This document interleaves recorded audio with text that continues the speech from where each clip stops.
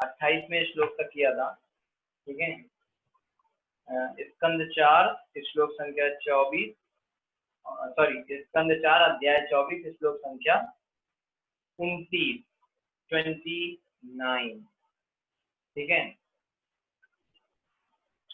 स्वधर्म निष्ठा शतजन्म भी पुमान विरिञ्चतामेति तथा परम हिमाम अव्याकृतम भागवतो अथ वैष्णवम पदम यथाहम विबुधा कलाच्यये। स्वधर्म निष्ठा जो अपने धर्म या वृत्ति पर स्थित रहता है, शत जन्म भी 100 जन्म तक कुमान जीवात्मा विरिंचिता ब्रह्मा का पद एति प्राप्त करता है तथा पश्चात परम ऊपर ही निश्चय ही माम मुझको प्राप्त करता है अव्याकृतम बिना विचलित हुए भागवता भगवान को अतः वैष्णव भगवान का शुद्ध भक्त पदम पद यथा जिस तरह आम में विबुधा देवतागण कला अत्यये संसार के संहार के पास। ठीक है, तो जो व्यक्ति अपने वर्णाश्रम धर्म को समुचित रीति से 100 जन्मों तक निभाता है, 100 जन्म तक अच्छे से वर्णाश्रम के धर्म को निभाना, वो व्यक्ति ब्रह्मा के पद के योग हो जाता है। बहुत ध्यान से समझने वाला श्लोक है। 100 जन्मों तक अच्छे से वर्णाश्रम को पालन करना तो ब्रह्मा बनने के योग हो जाता है, और इससे अधिक योग होने पर, उससे भी ज्यादा योग होने पर वह शिव जी के पास पहुंच सकता है। ठीक है, किंतु जो व्यक्ति अनन्य भक्तिवत सीधे भगवान कृष्ण या विष्णु की शरण में जाता है, सीधे जो कृष्ण की शरण में या विष्णु की शरण में जाता है, वो व्यक्ति तुरंत वैकुंठ लोक चला जाता है, तुरंत, उसके सब नहीं करने की जरूरत। शिव जी तथा अन्य देवता संसार के संहार के बाद भी इन लोक को प्राप्त कर पाते। ठीक है, शिव जी और अन्य देवताओं को जब संसार खत्म होगा तभी वो इन लोकों में जा पाएंगे, लेकिन जो व्यक्ति कृष्ण की डायरेक्ट शरण में चला गया है वो सीधे वैकुंठ में चला जाएगा। प्रभुपाद की जय। इस श्लोक में प्रभुपाद जी कह रहे हैं कि इस श्लोक में विकास प्रक्रम की चरम परिणति संबंधित विचार प्रस्तुत हुआ है, जैसा कि वैष्णव कवि जयदेव गोस्वामी ने कहा है। प्रलय पयोधि जले धृतवान असि वेदम। आइए हम विकास प्रक्रम की खोज को प्रलय से प्रारंभ करें। जिस समय सारा ब्रह्मांड जल से पूरित था, उस समय अनेक मछलियां तथा अन्य जलचर थे। इनसे ही लताओं तथा वृक्षों का विकास हुआ। सबसे पहले प्रलय के बाद कैसे हुआ? फिर उनसे कीड़े मकोड़े तथा सरीसृपों का विकास हुआ, जिनसे पशु पक्षी तथा और मनुष्य, अंत में सभ्य मानव का विकास हुआ। अब सभ्य मानव ऐसे चौराहे पर है जहाँ से वह आध्यात्मिक जीवन में आगे विकास कर सकता है। यहाँ यह कहा गया है कि जब जीव को जीवन का सभ्य रूप प्राप्त होता है तो स्वधर्म अर्थात अपने कर्म तथा गुणों के अनुसार उसमें सामाजिक श्रेणियां होनी चाहिए। स्वधर्म निष्ठा, जैसा उसका गुण होता है उसके हिसाब से उसको अपने धर्म में कर्म और गुणों के अनुसार अपनी सामाजिक श्रेणियों में अपने हिसाब से अपने कर्तव्य को करना चाहिए। चातुर्वर्ण मया सृष्ट गुण कर्म विभागता, भगवद गीता में इसका संकेत मिला कि प्रकृति के तीनों गुणों तथा उनके कार्यों के अनुसार मैंने यानी कि कृष्ण ने मानव समाज के 4 वर्णों की सृष्टि की है। ब्राह्मण, क्षत्रिय, वैश्य, शूद्र, ये 4 वर्णों को किसने बनाया? कृष्ण ने बनाया है। ठीक है, तो जब इनको कृष्ण ने बनाया है, ठीक है, तो किस विषय किस चीज को लेके बनाया है? विभाजन किया तो किसी आधार पे किया गया होगा। तो विभाजन का आधार है गुण और कर्म। दो, कैसा व्यक्ति का गुण है, कैसा कर्म है, उसके हिसाब से डिसाइड होगा कि उस व्यक्ति का कौन सा वर्ण है, ब्राह्मण है कि क्षत्रिय की वैश्य शूद्र। जन्म नहीं बोला है कि जन्म ब्राह्मण का होगा तो ब्राह्मण कहलाएगा, ऐसा जन्म का भेद नहीं, जन्म के आधार पर विभाजन नहीं किया गया है। बिल्कुल क्लियर रहना चाहिए। ठीक है, कि जन्म के आधार पर कभी भी विभाजन नहीं होता है। गुण और कर्म के हिसाब से ब्राह्मण, क्षत्रिय, वैश्य, शूद्र माने जाते हैं। सब मानव समाज में ब्राह्मण, क्षत्रिय, वैश्य तथा शूद्र 4 वर्ण होने चाहिए और प्रत्येक व्यक्ति को अपने अपने वर्ण के अनुसार कर्म करना चाहिए। यहाँ यह कहा गया है स्वधर्म निष्ठा की ब्राह्मण, क्षत्रिय, वैश्य या शूद्र होने से कोई अंतर नहीं पड़ता। यदि कोई अपने पद पर अटल रहे और अपने विशिष्ट कार्य को करे तो वह सब मनुष्य समझा जाता है, अन्यथा वह पशु तुल्य। जिसका जैसा स्वभाव है वैसा काम करना चाहिए। यहाँ ये भी कहा गया कि जो स्वधर्म को 100 जन्म तक संपन्न करता है, यानी कि अगर क्षत्रिय है तो क्षत्रिय के धर्म को 100 जन्मों तक उसने अच्छे से निभाया है। और ब्राह्मण है, उदाहरण के लिए ब्राह्मण, तो ब्राह्मण की तरह कर्म करता है तो व्यक्ति ब्रह्मलोक जाने का अधिकारी बन जाता है। इसी तरह शिवलोक या सदाशिवलोक भी है, जो आध्यात्मिक तथा भौतिक जगत की सीमा पर स्थित है। ठीक है, शिवलोक कहाँ है? आध्यात्मिक जगत और भौतिक जगत की सीमा पर है। सिद्ध लोक कहाँ है? ये जो दिख रहा है वो, ये जो ऊपर पीला नीचे काला ये है ना, ये हमारा शिवलोक है। और ये लाइन दिख रही है ना, ऐसे लाइन, इसके ऊपर आध्यात्मिक जगत, इसके नीचे भौतिक जगत। ठीक है कि नहीं? तो वो बॉर्डर पे है। ठीक है, तो यदि ब्रह्मलोक में स्थित रहने के बाद कोई अधिक योग्य बन जाता है, ब्रह्मलोक कहाँ है? ब्रह्मलोक यहाँ है नीचे, तो यहाँ पे अगर वो पहुंच जाएगा और यहाँ से भी ज्यादा योग हो गया तो फिर वो शिवलोक जा पाएगा। समझ आ रहा है? तो यदि ब्रह्मलोक में स्थित रहने के बाद कोई अधिक योग्य बन जाता है तो वो सदा शिवलोक को भेज दिया जाता है। इसी प्रकार यदि कोई और भी योग्य हो जाता है तो वह वैकुंठ लोक को जा सकता है। कहाँ जा सकता है? वो वैकुंठ जा सकता है। वैकुंठ कहाँ है? ये वाला वैकुंठ है। ठीक है, तो इसी प्रकार वैकुंठ जा सकता है। तो यहाँ तक कि प्रत्येक व्यक्ति का, यहाँ तक कि देवताओं का भी लक्ष्य वैकुंठ प्राप्त करना रहता है। और एक निष्काम भक्त यदि भौतिक लाभ की इच्छा न रखता हो तो इसे पा लेता है। अगर कोई भौतिक इच्छाएं नहीं है तो आदमी बड़ी आसानी से वैकुंठ में जा सकता है। तो कोई भी इच्छा है भौतिक जगत में अगर, तो वैकुंठ जा नहीं पाएंगे। कोई भी अगर भौतिक जगत में इच्छा रह जाती है, गुलाब जामुन खाने की भी इच्छा है तो फंसेगा यहीं पे। ठीक है, तो भूल जाओ फिर बड़ी बड़ी लोगों की इच्छाएं हैं। तो कोई भी इच्छा है तो वो यहाँ पे भौतिक जगत में फंसेगा। जब कोई इच्छा नहीं है, सिर्फ एक इच्छा है कृष्ण की सेवा, तो वैकुंठ में आसानी से जा पाएगा। ठीक है, तो सिर्फ कृष्ण की सेवा। अभी कई जगह कई लोगों की सेवा कर रहे हैं, माने हमारी श्रद्धा बटी हुई है। थोड़ी श्रद्धा कृष्ण को, चलो 60% कृष्ण को, 30% श्रद्धा शंकर जी में, फिर बचे 10, उसमें से 5% दुर्गा, 2% गणपति, 1% हमारे पूर्वज पितरों को। ऐसे कई जगह श्रद्धा हमने बांट रखी है। तो जब तक पूर्ण श्रद्धा कृष्ण में नहीं आ जाएगी, पूर्ण कृपा कृष्ण की नहीं मिलेगी। ठीक है, और भगवत धाम वैकुंठ जाना पॉसिबल नहीं हो पाएगा, संभव नहीं हो पाएगा। ठीक है, जैसा कि भगवत गीता में संकेत है कि कोई भले ही ब्रह्मलोक को क्यों ना प्राप्त कर ले, किंतु भौतिक कष्टों से उसे छुटकारा नहीं मिलता। आप ब्रह्म भुवनान लोक का पुनरावर्तिन अर्जुन, फिर से यहाँ वापस आएगा। इसी प्रकार शिवलोक तक पहुंच कर भी मनुष्य सुरक्षित नहीं रहता, क्योंकि शिवलोक तटस्थ है, यानी कि बीच में है ना, सीमा पर है। यदि कोई वैकुंठ लोक को प्राप्त कर लेता है तो उसे जीवन की परम सिद्धि प्राप्त हो जाती है और उसका विकास प्रक्रम समाप्त हो जाता है। मामुपेत्य तु कौन्तेय पुनर्जन्म ना विद्यते, जो कृष्ण को प्राप्त कर लेता है उसको पुनर्जन्म नहीं होता।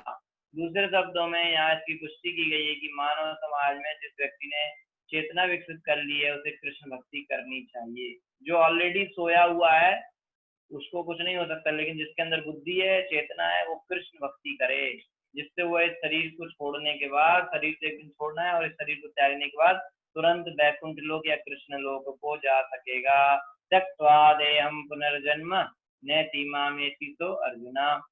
जो भक्त कृष्ण भक्ति करता है, जो कृष्ण भक्ति करता है और जो ब्रह्मलोक या शिवलोक जैसे किसी भी लोक से आकृष्ट नहीं होता, वह कृष्ण लोक को भेज दिया जाता है। मैंने कृष्ण की शरण लेनी है और दूसरों की शरण नहीं लेनी है, सीधी बात है।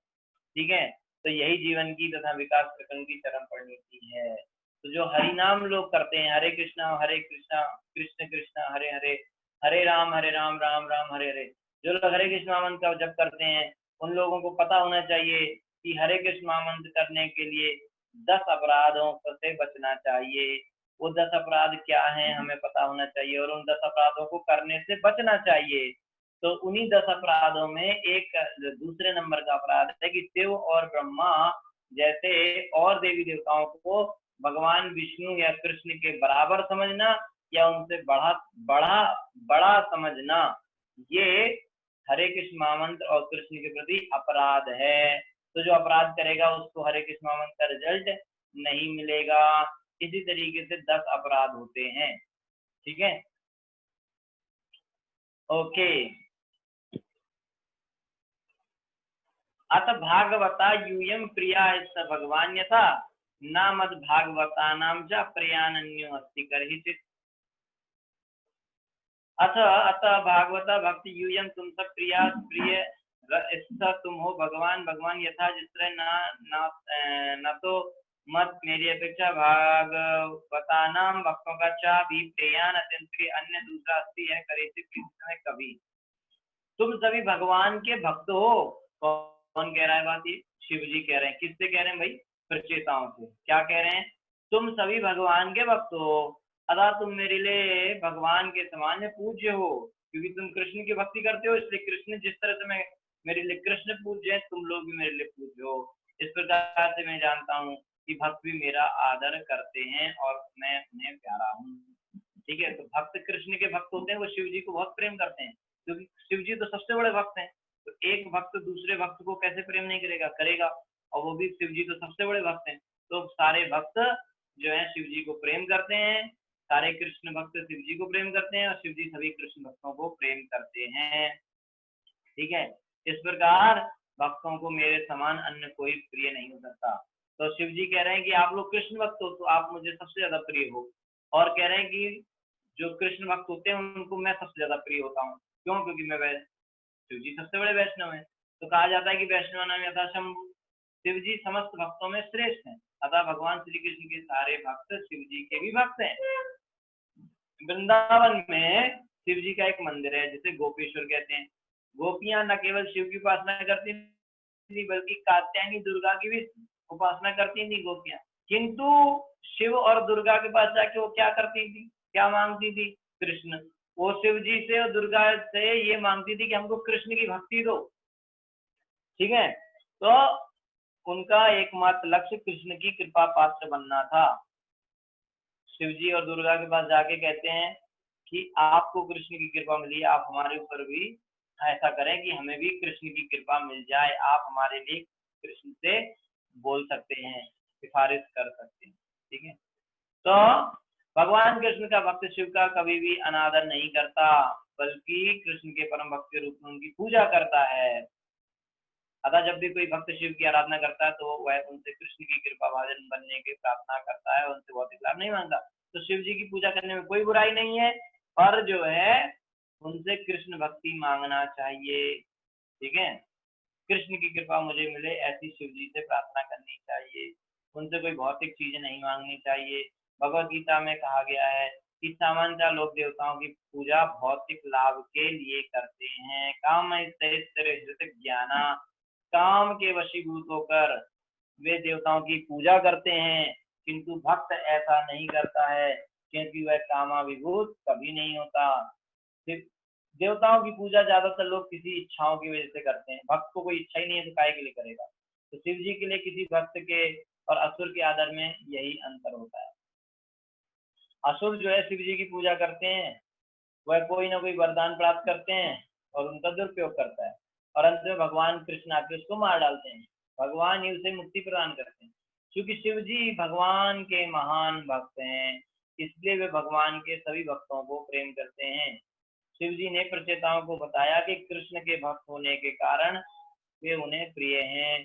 शिव जी केवल प्रचेताओं पर दयालु ही नहीं थे, उन्हें तो भगवान का कोई भी भक्त प्रिय है। सब भक्त, सिर्फ प्रचेता नहीं, हर कृष्ण भक्त शिव जी के लिए प्रिय है।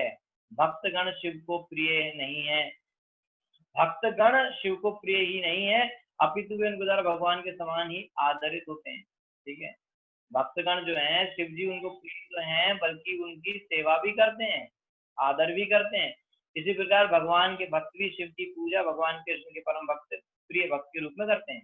तो शिव जी दूसरे भक्तों की पूजा करते हैं और दूसरे भक्त शिव जी की पूजा करते हैं, एक दूसरे को कृष्ण भक्त होने की वजह से। तो वे उन्हें प्रत्यक्ष भगवान के रूप में नहीं पूछते। कोई भी कृष्ण भक्त ऐसे नहीं कहता कि आप भी भगवान हो, और न शिव जी ये चाहते हैं कि कोई उनको कहे कि आप ही भगवान हो। नाम अपराधों की सूची में उल्लेख है कि हर अर्थात शिव, शिव के नाम जप को हरि के समान मानना अपराध है। अगर कोई व्यक्ति सोचता है कि मैं शंकर जी के नाम का माला करूं, कई तरह के शंकर जी के मंत्र होते हैं, उन मंत्रों के नाम की माला करूंगा, तो अगर वो उन मंत्रों के नाम की माला करेगा ये सोच के कि ये मंत्र हरे कृष्ण महामंत्र से बड़ा है या ज्यादा पावरफुल है या बराबर है, तो वो हरे कृष्ण महामंत्र और कृष्ण के प्रति अपराध कर रहा है। ये पद्म पुराण में बिल्कुल साफ साफ लिखा है। ठीक है, इसलिए हरे कृष्ण महामंत्र काफी है और कोई मंत्र नहीं करना चाहिए। ठीक है, भक्तों को जानना चाहिए कि विष्णु ही पूर्ण पुरुषोत्तम भगवान है। जब हमें यही नहीं पता रहेगा तो फिर सब सब सब खत्म है ना। बेसिक ही नहीं पता तो आगे क्या पता चलेगा। जिस व्यक्ति का बेसिक नॉलेज क्लियर नहीं है वो आगे सब बेकार गलत ही पढ़ाई पड़ेगा। ठीक है, इसलिए बेसिक बिल्कुल क्लियर होना चाहिए कि कृष्ण ही पूर्ण पुरुषोत्तम भगवान है। ठीक है, और शिव जी कौन है? कृष्ण के भक्त हैं। भक्त का आदर भगवान के समान ही किया जाना चाहिए, कभी कभी तो उनसे भी बढ़कर। तो भक्तों का सम्मान तो कृष्ण से ज्यादा होता है। दरअसल स्वयं भगवान राम ने कभी शिव जी की पूजा की थी। यदि भगवान भक्त की पूजा करते हैं तो फिर एक दूसरे भक्त भगवान के समान पूजा क्यों नहीं कर सकता? भक्त कृष्ण राम स्वयं भक्त की पूजा कर रहे हैं, तो फिर एक भक्त दूसरे भक्त की पूजा क्यों नहीं कर सकता है? यही निष्कर्ष है। तो इस श्लोक से पता चलता है कि शिव जी असुरों को औपचारिकता बस आशीर्वाद देते हैं, वास्तव में भगवान का कृष्ण का ही भक्ति प्यारा है। शिव जी, कई लोगों को ऐसे लगता है ना कि असुर लोग शिव जी को बहुत पसंद कर शिव जी असुरों को पसंद करते हैं। वो पसंद नहीं करते, बस उनको ऐसे दे देते हैं।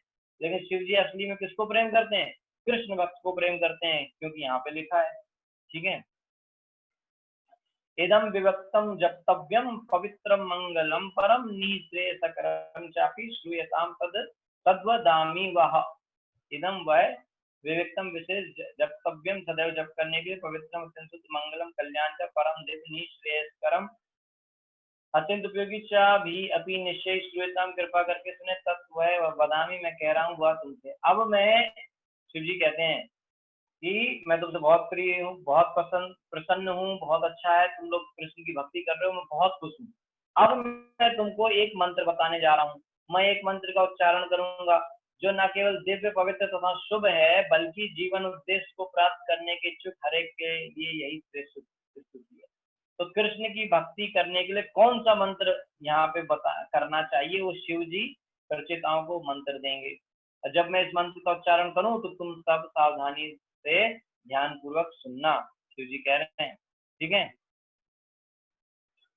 तो विविक्तम शब्द इतना अत्यंत महत्वपूर्ण है।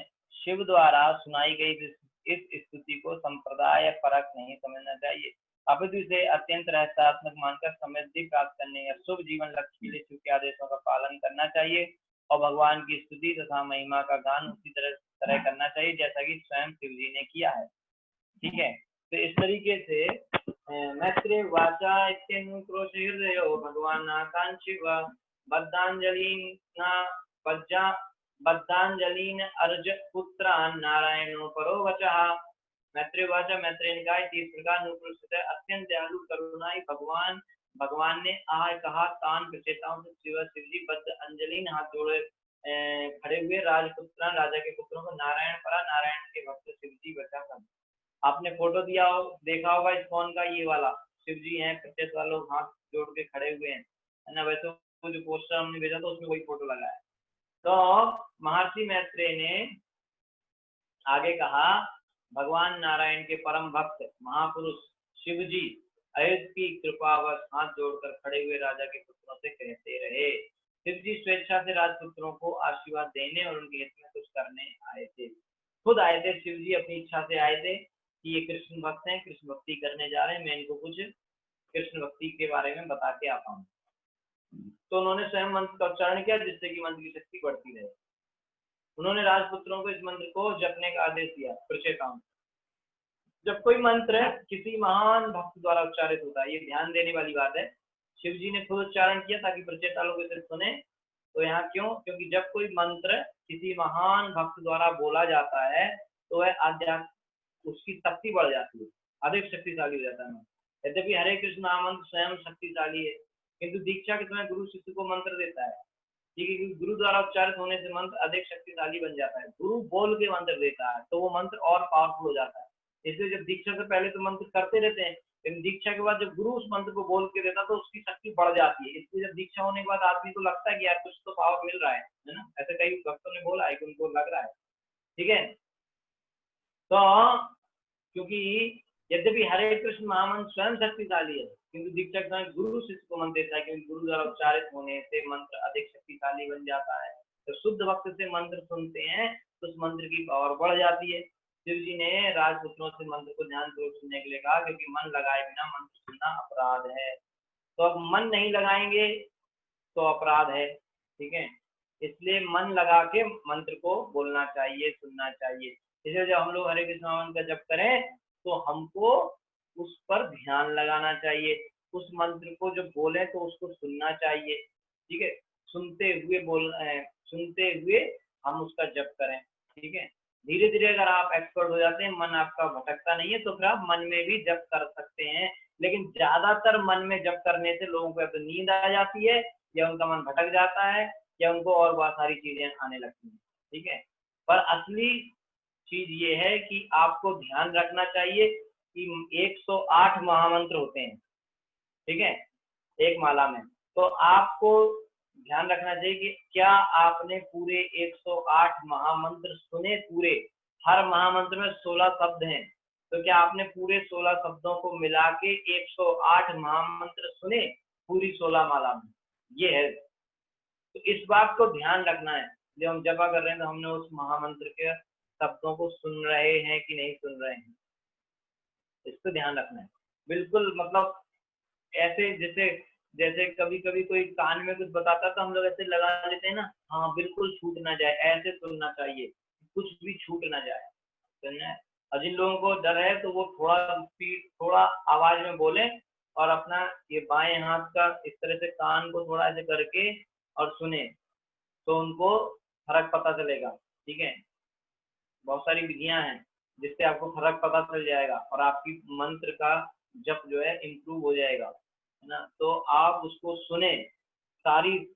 प्रभुपाद जी का सीधा साधा सीधा उनका आदेश है कि ज्यादा खोपड़ी खराब करने की जरूरत नहीं है। कई लोग पूछते कैसे करें कैसे नहीं करें, सब विधि खत्म, सिर्फ एक विधि है, क्या कि जब आप हरे कृष्ण मंत्र जप करो तो उसको सुनो, ठीक है। इसलिए हरे कृष्ण मंत्र थोड़ा बोल के जप करना चाहिए। जब थोड़ा बोल के जप करेंगे तो हम उसको सुन पाएंगे, है ना। तो और हमारे घर में आसपास जो थोड़े बहुत जो लोग होंगे जीव जंतु, उनका भी उद्धार हो जाएगा जो जो सुनेंगे, ठीक है।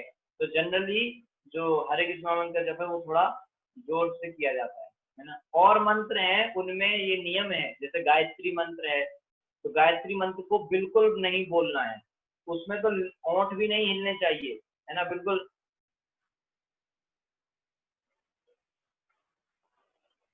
बस लिप्स, ओंठ भी नहीं हिलना है गायत्री मंत्र में, वो भी अपराध है, ठीक है। और आजकल तो लोग कैसेट में चलाते हैं चिल्ला चिल्ला के, वो सब अपराध है, वो उसको बहुत बुरा, पता नहीं क्या होगा उनको, मुझे तो मालूम नहीं। और गायत्री मंत्र के प्रति अपराध बहुत खतरनाक है, तो इसलिए वो वो मंत्र जो है वैदिक मंत्र, उनके अलग विधियां हैं। हरे कृष्ण मंत्र का कोई विधि नहीं है, कैसे भी करो सब बढ़िया है, सब भगवान मानते हैं। एक ही विधि है, प्रभुपाद ने कहा, बस प्रभुपाद ने क्या कहा, जस्ट हियर, है ना, सुनना है। जब तक सुनेंगे नहीं वो मंत्र काम कम करेगा, इसलिए सुनो उसको, उसको आपको सुनना है। इसलिए जितने भी बड़े बड़े भक्त हैं वो थोड़ा लाउडली चैंट करते हैं ताकि उनको सुनाई दे, है ना, तो आपको फर्क पता चलेगा, ठीक है। तो अगर आप नहीं करते हैं तो थोड़ा सा ध्यान दें कि आप थोड़ा लाउडली चैंट करें और थोड़ा कान से सुने, ये और ये कनेक्शन होना चाहिए, ठीक है। बहुत अच्छा। 33वां श्लोक। तो यहाँ पर जो प्रचेताओं का शिव जी से जो भेंट हुआ है वो सेक्शन यहाँ पर संपूर्ण हुआ। अब 33 में से 68वें श्लोक तक जो है मेनली रुद्र गीत की बात आएगी। तो ये सेक्शन यहाँ पे खत्म हो गया, ठीक है। ओके, तो ओके समय है तो हम लोग देखेंगे कि रुद्र गीत जो मेनली जो मंत्र जो बताया गया वो रुद्र गीत है, वो अभी अब शिव जी बोलेंगे। ठीक है। तो पहले के